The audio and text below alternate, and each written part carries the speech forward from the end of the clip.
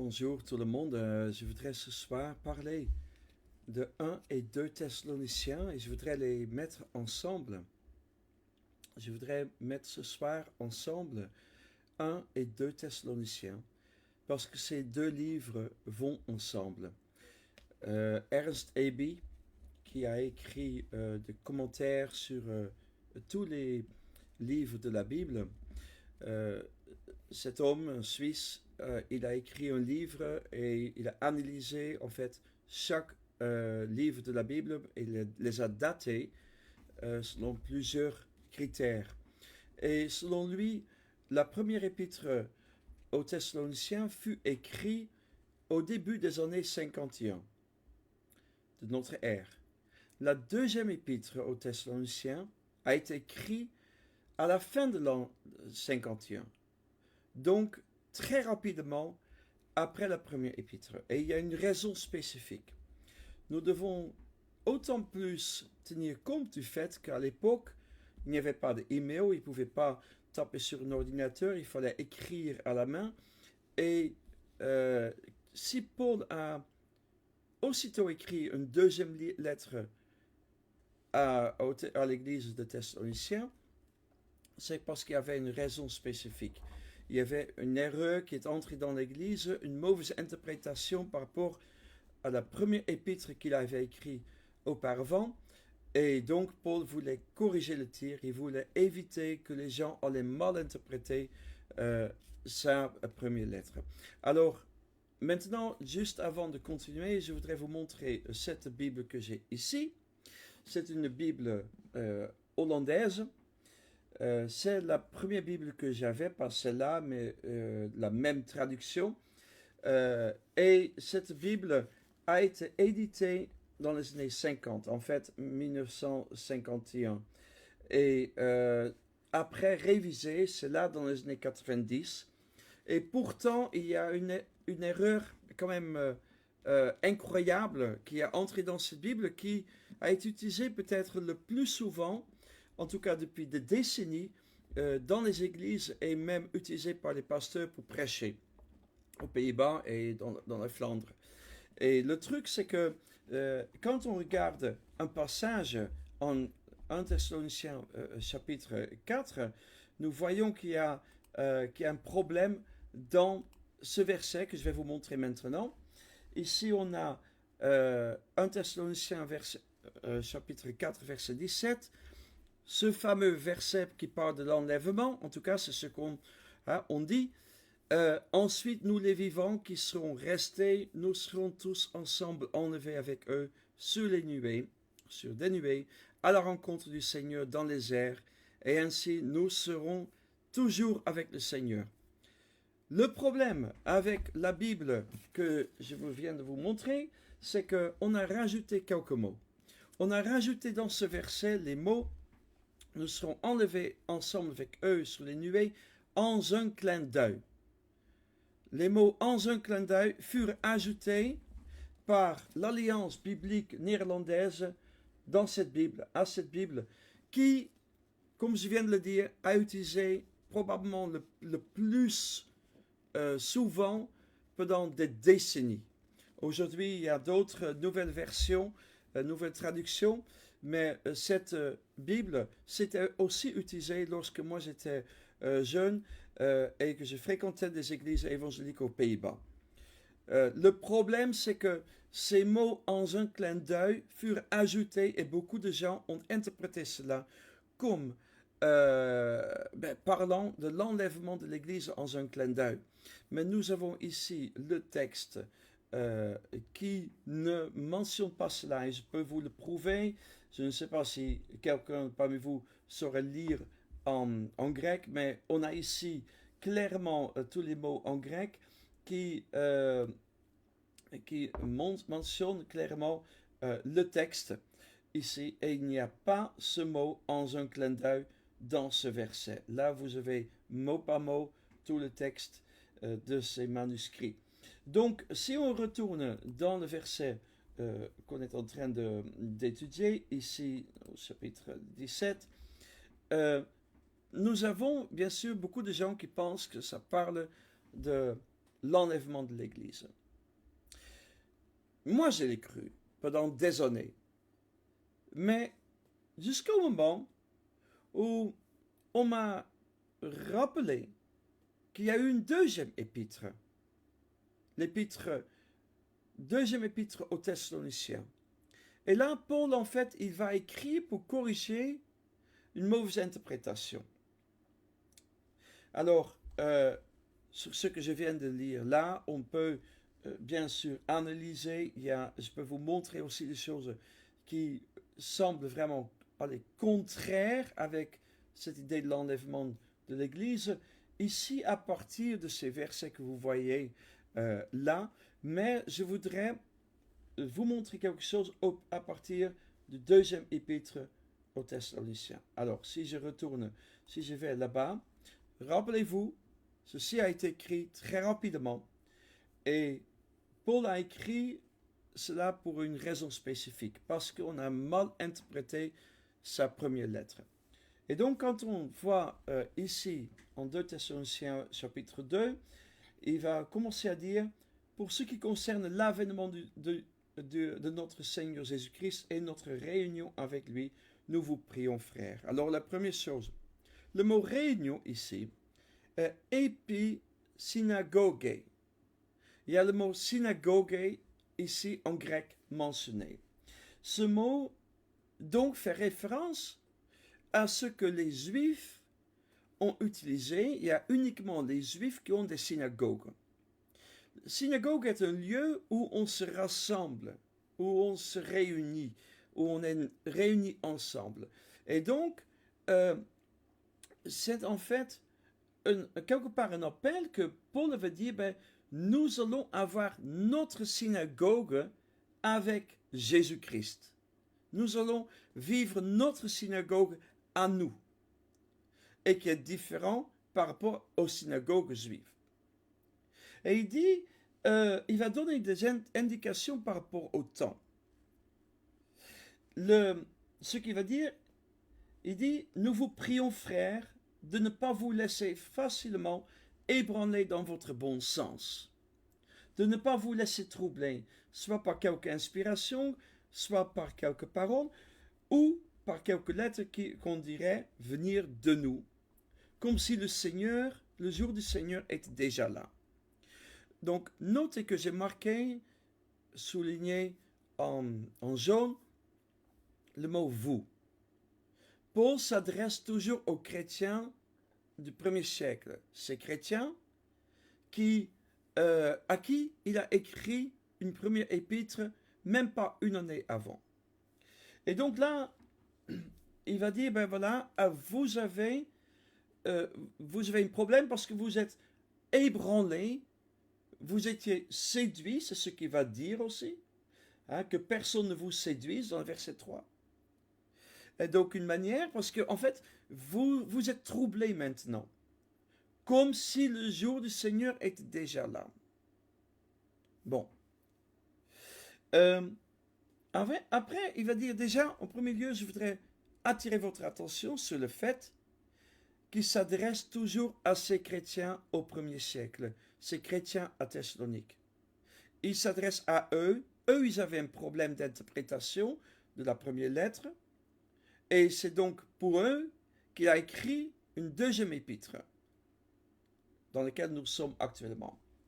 Et donc, il va dire que avec eux, il va dire nous, moi, nous, notre réunion, vous avec moi, nous serons réunis comme une synagogue avec le Seigneur.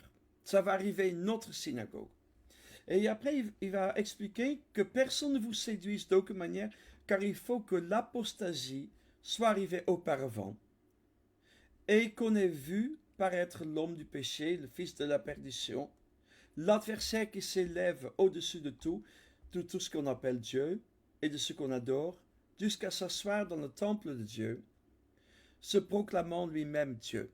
Bon, il y a beaucoup de gens qui vont interpréter ces versets comme parlant d'un futur temple, de quelque chose qui va arriver dans le futur.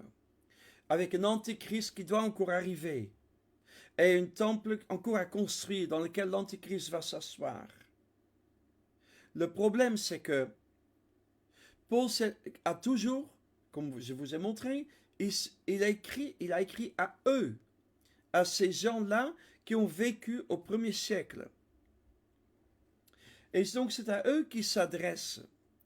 Et par là, on a déjà une indication. De toute manière, même si vous croyez que ce texte est pour plus tard, et que vous pensez que ici le texte parle de l'Antéchrist, et au premier épître, au chapitre 4, ça parle de l'enlèvement de l'Église, au 1 Thessaloniciens 4, verset 17. Dans ce cas-là, l'enlèvement ne peut pas être avant. Ça ne peut pas parler de l'enlèvement. Pourquoi? Parce qu'ici, Paul est en train de les corriger. Il est en train de dire, d'abord il y a l'apostasie et il y a d'abord cet homme impie, cet homme de fils de perdition. Donc si l'enlèvement doit arriver soudainement, et surtout avant la venue d'un certain antichrist, et avant une apostasie, et bien dans ce cas-là, il y a un problème. Les fondateurs de la théorie de dispensationnisme, les fondateurs tels que John Nelson Darby, mais aussi Scofield, ils ont dit qu'il n'y a aucun signe annonciateur parlant de l'enlèvement. L'enlèvement peut arriver à n'importe quel moment. Et c'est aussi comme ça, dans ce contexte, que j'ai grandi, que j'ai appris les choses. Et quand j'étais enfant, parfois, je me demandais s'il n'y avait pas eu l'enlèvement parce que je rentrais chez moi, je ne voyais pas mes parents, je ne voyais pas ma soeur ni mon frère. Je me suis dit, mince, alors, est-ce que l'enlèvement a été arrivé et est-ce que je suis resté derrière? Le problème avec le contexte de ces deux épîtres, si on tient compte des deux épîtres, c'est que 1 Thessaloniciens 4, verset 17 ne peut jamais parler de l'enlèvement secret avant l'Antéchrist. Si vous interprétez effectivement ce passage dans le deuxième épître comme parlant de l'Antéchrist, parce qu'il dit clairement que d'abord doit arriver. Il dit que personne ne vous séduise d'aucune manière. Car il faut que l'apostasie soit arrivée auparavant et qu'on ait vu paraître l'homme du péché. Alors, est-ce que cet homme est l'Antéchrist? Moi, je ne le crois pas. Mais bon, il y en a beaucoup qui le croient. Mais dans ce cas-là, il dit ici, Paul dit qu'il ne faut pas être séduit et que de toute manière, donc ce passage dans la première épître ne peut pas parler de l'enlèvement de l'Église. Parce que c'est ainsi qu'apparemment qu'ils auraient interprété le passage. Donc, ce qui est écrit dans le premier épître doit tenir compte de ce qui est écrit dans le deuxième épître. Là, on a la correction pour éviter une mauvaise interprétation. D'accord? Et donc, c'est complètement contraire. Et en fait, ceux qui ont développé le dispensationnisme sont des gens qui séduisent parce qu'eux, ils disent que l'homme du péché, l'antéchrist, le fils de perdition, qu'ils interprètent comme l'antéchrist à venir, viendrait après l'enlèvement de l'Église. Eh bien, justement, Paul dit que c'est le contraire. Mais moi, je pense que ça ne parle pas du tout de l'antéchrist, d'un futur antéchrist. Et je ne parle pas non plus, je ne pense pas non plus que ce qui est écrit en 1 Thessaloniciens 4, verset 17, soit le verset sur l'enlèvement de l'Église d'une manière secrète, en un clin d'œil. En fait, ce qu'on a ici, c'est que, rappelez-vous, le contexte est l'Église, les chrétiens au 1er siècle.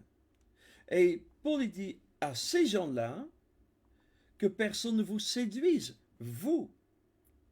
Et pourquoi? Parce que certains peuvent dire qu'une lettre viendrait de lui.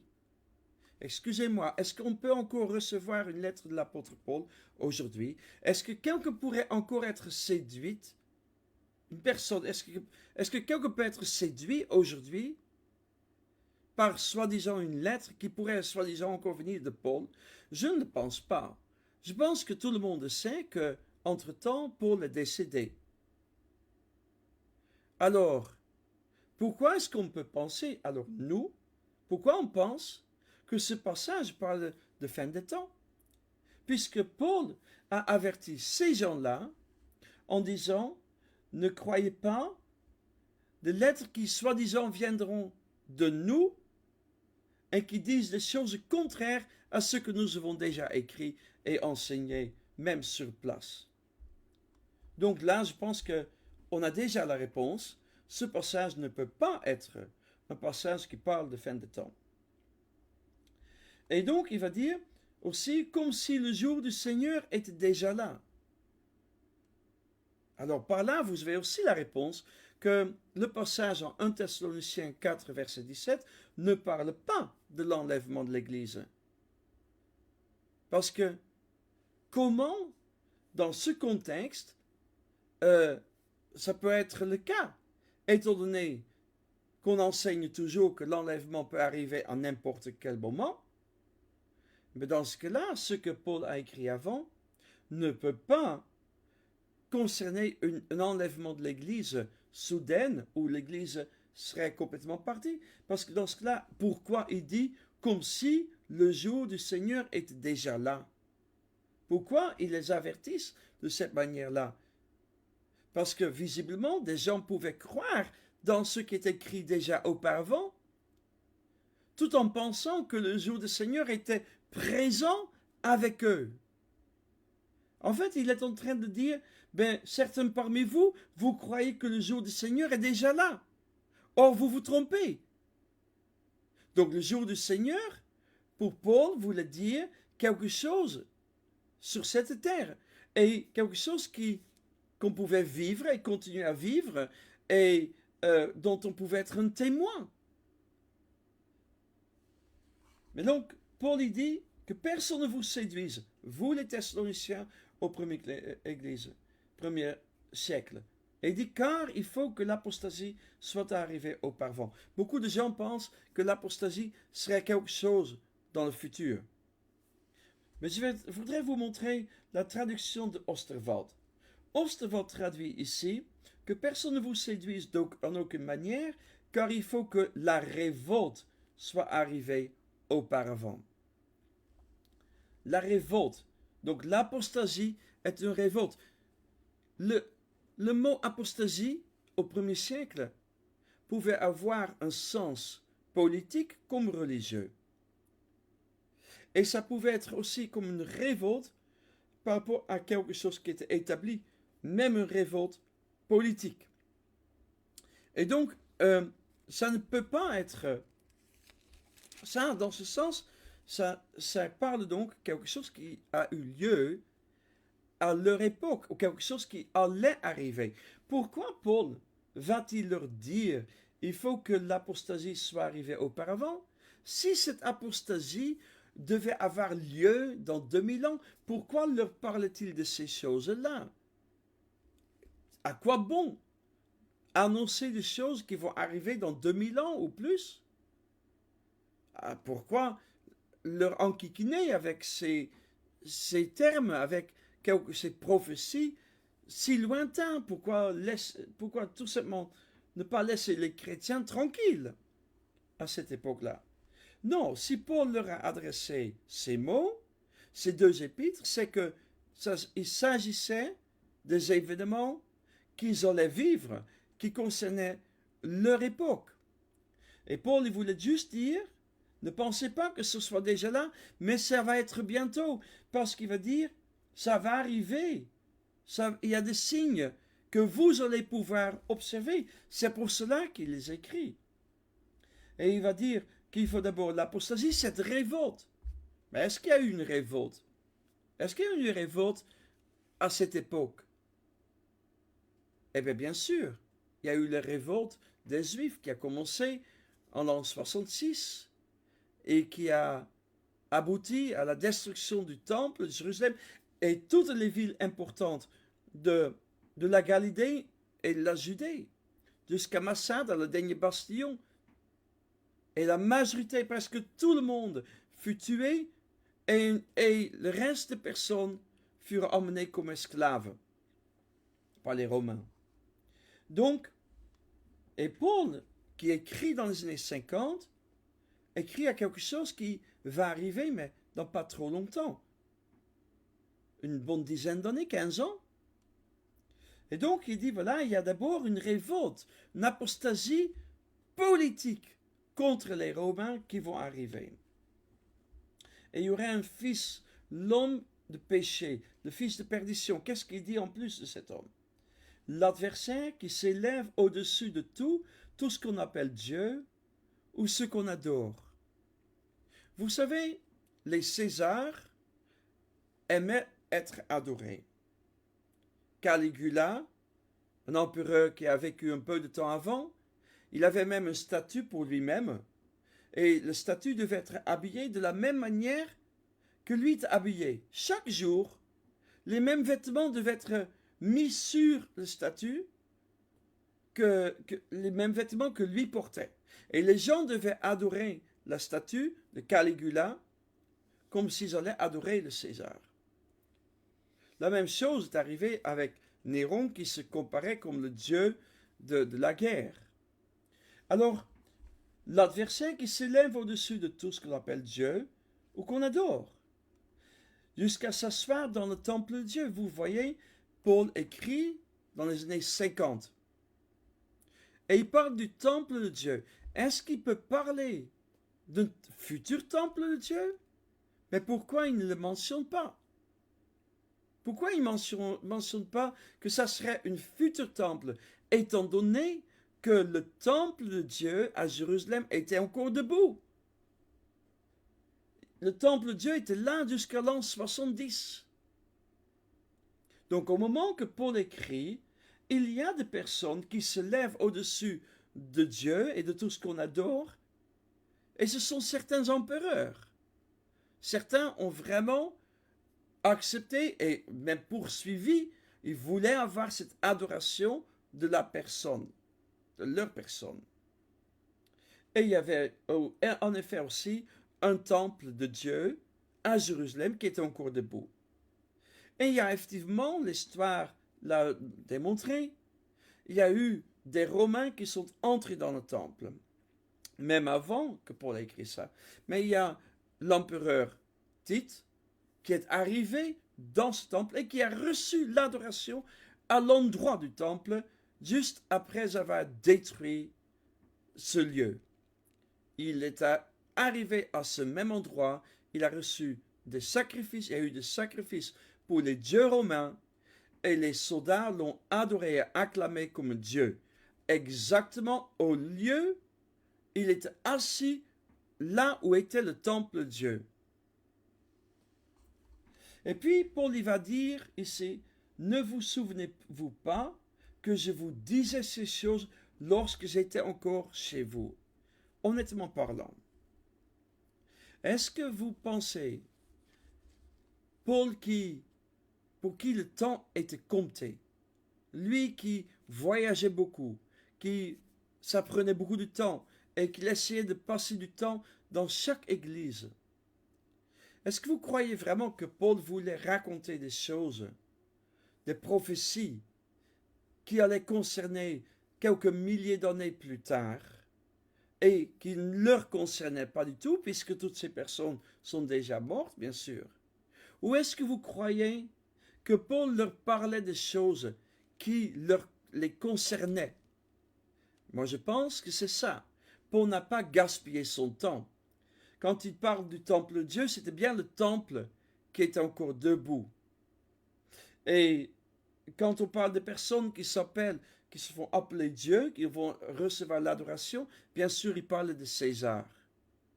Et lorsque Paul il raconte et il dit ici, il leur rappelle, lorsque j'étais chez vous, je vous ai raconté toutes ces choses.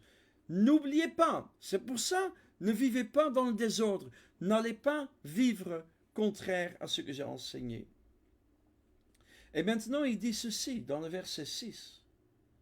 Et maintenant, vous savez ce qui le retient. Moi, j'ai entendu tellement de spéculations par rapport à un antéchrist. Tellement de gens, à travers des années, j'ai entendu toutes sortes de propositions.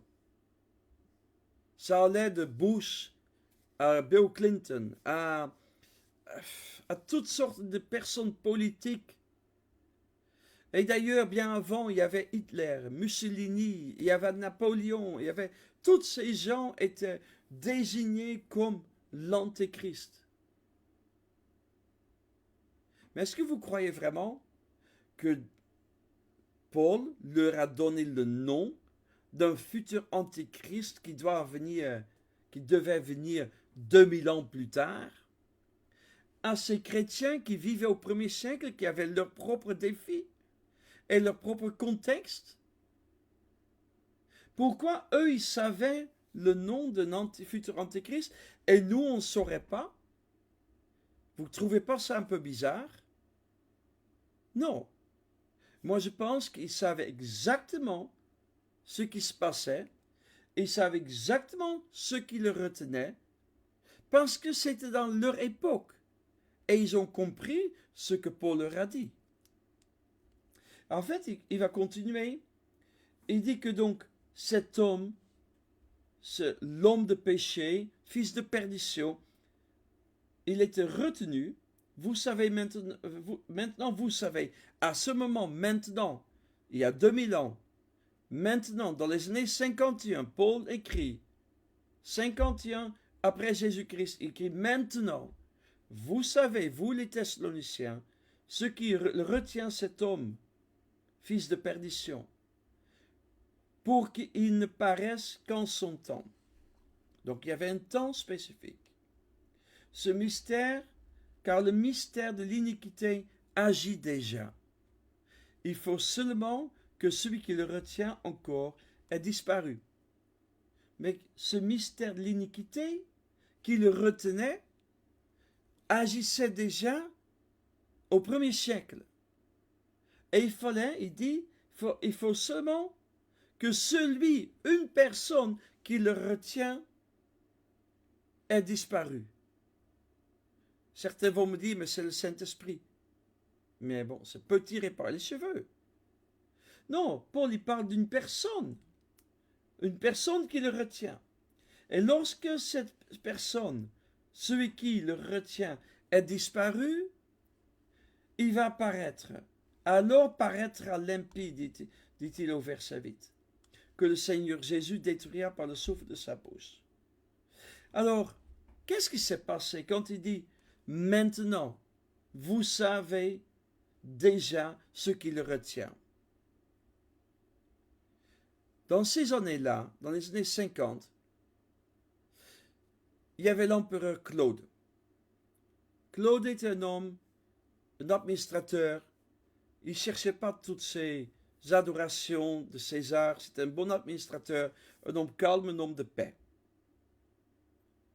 Mais il s'était marié avec Agrippa. Agrippa qui était la fille, ou la sœur plutôt, de Caligula. Cet empereur qui était complètement fou. Et Agrippine, excusez-moi, Agrippine. Agrippine avait un fils qui s'appelait Néron. Mais Claude, l'empereur, avait un fils, vraiment lui aussi, qui était plus âgé et qui était donc destiné à être le prochain empereur. Mais Agrippine le jeune a tout fait pour que cet homme n'allait pas être l'empereur et que Claude allait disparaître et accepter d'abord Néron comme son fils et ensuite elle voulait le liquider et c'est ce qui est arrivé. Elle a empoisonné l'empereur Claude afin de mettre sur le trône son fils, le fils d'Agrippine, qui est Néron. Donc Néron était déjà là. Et si Paul dit, vous savez qu'il retient, et le mystère de l'iniquité agit maintenant, déjà, c'est que à cette époque-là, Agrippine est en train déjà de faire en sorte que son mari, l'empereur Claude, allait adopter officiellement Néron comme son fils adoptif. Et ensuite, il fallait que le fils de Claude soit éliminé, et c'est Néron qui l'a tué. Et ensuite, il fallait que Claude aussi soit tué, et Agrippine a empoisonné son mari, l'empereur Claude, afin de laisser toute la place libre pour Néron. Et ça, les chrétiens, dans les années 50, du 1er siècle, eux, ils savaient qu'il y avait ça déjà en œuvre. Ce mystère de l'iniquité, ce qui était en train de se faire derrière les coulisses, ce que maintenant l'histoire a révélé. Cela était déjà en œuvre. Agrippine, le jeune, était déjà en train de comploter contre son mari et contre le fils de Claude, afin de pouvoir mettre son fils Néron en place comme empereur. Et là, quand cela est arrivé, il est apparu cet impie Néron, l'un des pires empereurs que le monde a connu. C'est Néron qui a commencé vraiment la persécution des chrétiens à Rome pendant 3 ans et demi. Alors pourquoi je raconte tout ça? C'est parce que ici donc on a un procédé de choses qui devaient arriver. Par là, vous l'avez ici le contexte historique. Par là, vous comprenez aussi que le passage dont Paul a parlé en 1 Thessaloniciens 4, verset 17, ne parle pas d'un enlèvement de l'Église. Et ce passage qui est ici ne parle pas d'un antéchrist qui doit venir, qui devrait venir après. Les choses chronologiques ne collent pas du tout et ne respectent pas le texte biblique. Et pour le dire, ce qui s'est passé dans l'église de Thessalonique, la raison pourquoi Paul a écrit, est aussitôt, après qu'il a entendu les dérives, les mauvaises interprétations de sa première épître, eh bien on les trouve ici. Paul y va écrire que il est venu, lui, avec Timothée et Sylvain, si je ne me trompe pas, comme un modèle à donner. Ils n'ont pas vécu dans le désordre, c'est ce qu'il dit dans le verset 7. Vous savez vous-même comment il faut nous imiter. Nous n'avons pas vécu parmi vous dans le désordre. Nous n'avons mangé gratuitement le pain de personne, mais dans le travail et dans la peine, nous avons été nuit et jour à l'œuvre pour n'être à la charge d'aucun parmi vous. Et puis il dit, c'est pas parce qu'on n'avait pas le droit, mais nous avons voulu vous donner en nous-mêmes un modèle à imiter. Et donc il continue, car lorsque nous étions chez vous, nous vous disions expressément, si quelqu'un ne veut pas travailler, qu'il ne mange pas non plus. Et il continue, nous apprenons cependant qu'il y en a parmi vous, quelques-uns qui vivent dans le désordre, qui ne travaillent pas, mais qui s'occupent de futilité. Vous voyez, Paul avait dit que personne ne soit séduit, que personne pense que le jour du Seigneur soit déjà là, parce qu'il faut d'abord qu'il y ait cette révolte, et il faut d'abord aussi qu'il y ait cet homme impie, Néron, que Agrippine essaye déjà de mettre en place. Mais il y avait donc ces chrétiens à Thessalonique qui avaient interprété la première épître de Paul à cette église comme, eh bien tiens, c'est la fin du monde. On va arrêter de travailler. Jésus revient très bientôt, très vite. Et donc, ils ont commencé à vivre dans le désordre. Ils ne travaillaient plus, ils s'occupaient de plus, c'est de la faim pour eux. Et Paul ici dit non, non, non, il faut travailler. On a donné un exemple. Et je ne sais pas pour vous, mais moi j'ai entendu, vu des personnes réagir dans le désordre parce que quelqu'un avait dit ben, l'enlèvement de l'Église arrive bientôt. Ils ont fait exactement la même erreur que les Thessaloniciens. Et ils tiennent même pas compte de ces deux lettres, n'est-ce pas? Et en dehors du fait qu'ils interprètent mal la chronologie de temps, ce qui est déjà arrivé, ils le projettent dans le futur, mais en plus, ils ne tiennent pas compte de la relation entre la première épître aux Thessaloniciens et la deuxième épître. Et ils pensent que l'enlèvement de l'Église arrive tout de suite, bientôt, et ils vont vivre dans le désordre. Il suffit d'étudier un petit peu l'histoire. Renseignez-vous sur un certain prédicateur qui s'appelait William Miller. William Miller, dans les années 1840-1850. Il avait prédit qu'en 1844, Jésus allait enlever l'Église. Les gens ont marché dans la rue et ils ont jeté même de l'argent par terre. Les gens ont tué les animaux, leurs propres animaux domestiques. Parce que qui allait s'occuper de ces animaux? Et les gens, ils ont tout abandonné. Et pour se mettre sur un rocher, quelque part aux États-Unis, parce que Jésus allait revenir en 1844. Et Jésus n'est pas venu en 1844. Et ce jour-là est entré dans l'histoire comme la grande déception. Et la grande déception est encore, vous pouvez le lire, on raconte encore aujourd'hui ce qui s'est passé et à quel point c'était tragique. Vous pouvez vous imaginer l'anti-témoignage de l'Église. L'idée de l'enlèvement de l'Église n'a eu même pas 15 ans.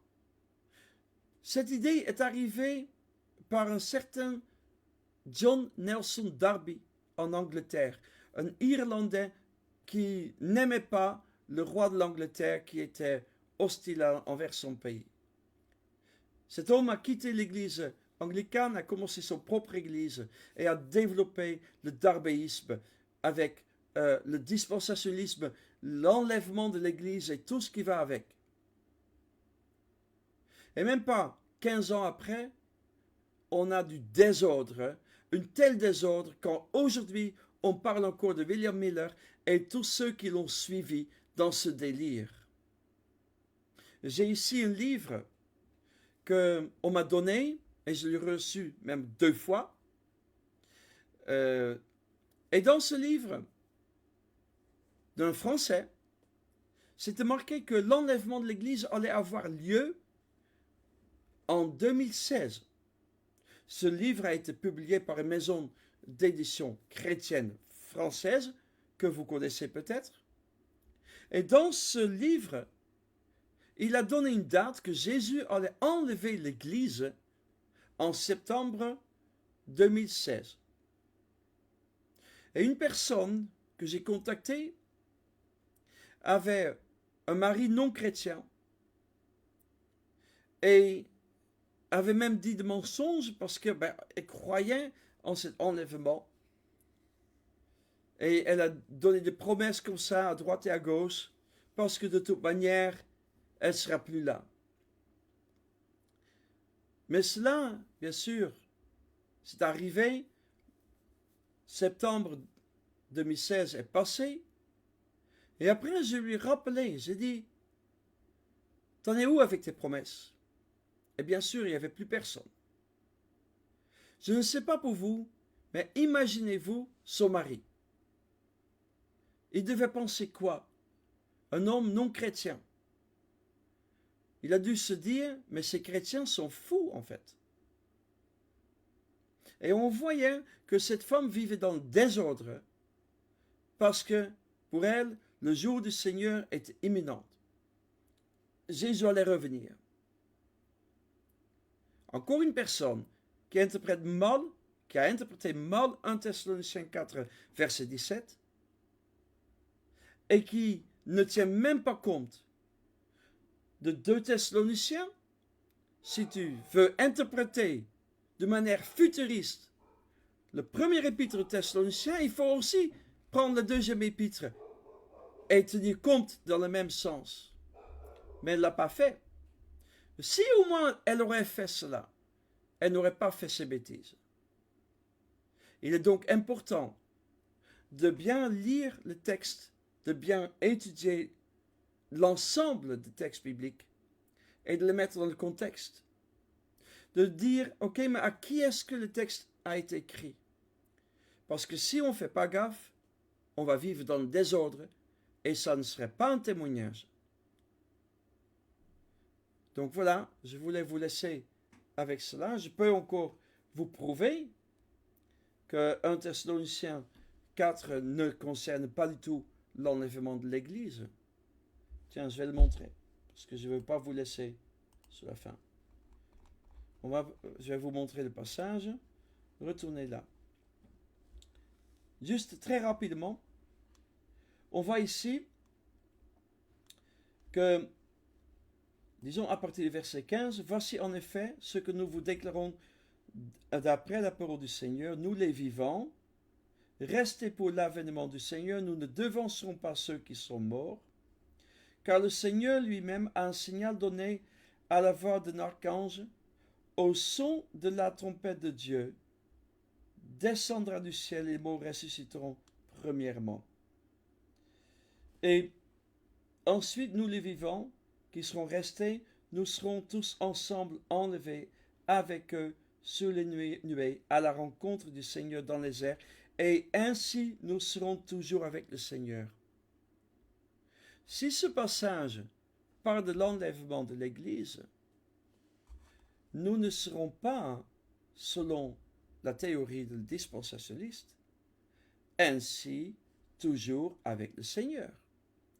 Parce que la théorie de dispensationaliste dit que pendant 7 ans, l'Église serait dans les cieux, et après on reviendrait sur la terre pour vivre 1000 ans avec Jésus dans un temple encore à construire, et on est obligé de nous déplacer 3 fois par an pour adorer Jésus et apporter des sacrifices d'animaux. Ça, c'est le dispensationnisme. Et donc, nous ne serons pas dans les airs de cette manière pour toujours. Parce que là, il y aurait un deuxième retour, une deuxième étape sur les nuées où Jésus reviendra avec l'Église sur la terre. Et qu'ensuite, il y aurait le règne de 1000 ans où nous serons aussi sur la terre et pas dans les airs. Donc vous voyez donc déjà, le texte dit que nous serons à la rencontre du Seigneur dans les airs. Et ainsi, de cette façon-là, dans les airs, nous serons toujours avec le Seigneur. Donc là, il y a déjà un problème, vous voyez. Et il y a encore d'autres points dans ce passage qu'on pourrait aborder qui montrent qu'on a un problème. On a un passage, pourquoi on sera dans les airs? Pourquoi il y a ça toujours dans les airs? Ben, vous savez, en Colossiens 1, verset 15, je crois que c'est 15, alors verset 18, on a que Jésus est la tête du corps de l'Église. Il est le commencement, le premier-né d'entre les morts, afin d'être en tout le premier. Et il doit être en tout le premier. Mais Jésus, la dernière chose qu'il a fait sur la terre, et donc dans laquelle il devait être en tout le premier, c'est de monter au ciel sur les nuées, mais de manière lente. Parce que les disciples l'ont vu monter, ils ont vu que la nuée est venue, et pendant qu'ils montaient, il y avait les anges qui sont venus leur parler, pour dire, ce Jésus reviendra de la même manière. Eh bien, s'il reviendrait de la même manière, ce n'est pas en un clin d'œil, dans un enlèvement. Et ça n'aurait été pas une parole d'encouragement pour les disciples. Ce n'est pas conforme. Mais de toute manière, Jésus est monté en dernier lieu dans les cieux. Et donc, qu'est-ce que les chrétiens vont faire en dernier lieu? Si Jésus doit être en tout le premier, qu'est-ce que les chrétiens vont faire, vont vivre en dernier lieu, à l'image de Jésus? Eh bien, c'est de monter dans les cieux, mais pas dans un clin d'œil, mais à la même vitesse que Jésus est monté. Et à ce moment-là, c'est tout ce que Jésus a vécu, nous, les hommes, les chrétiens, l'auront vécu. Et à ce moment-là, Jésus revient à notre rencontre dans les airs. Et tout est accompli parce que nous aurons suivi en tout l'exemple de ce que Jésus a dû faire en premier. Et ainsi, nous serons dans les airs avec Jésus pour toujours. Dieu est esprit, et celui qui adore doit adorer en esprit. Et en esprit, c'est dans les cieux, c'est dans le ciel. Les anges habitent dans les cieux, dans les lieux célestes. Et c'est là notre destinée. Que le Seigneur vous bénisse et vous aide à méditer sur ces choses. Une autre fois, on en parlera encore. Au revoir.